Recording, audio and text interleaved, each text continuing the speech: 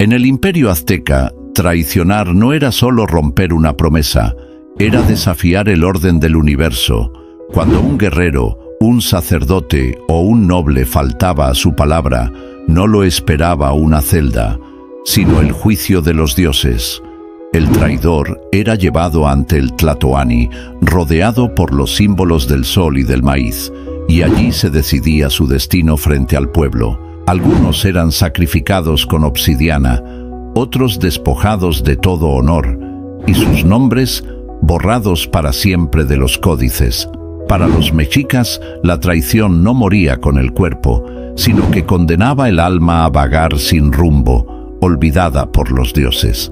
Si quieres descubrir cómo funcionaba esta justicia sagrada y por qué era temida incluso por los conquistadores, entra al video completo aquí abajo y conoce la verdad del Imperio Azteca.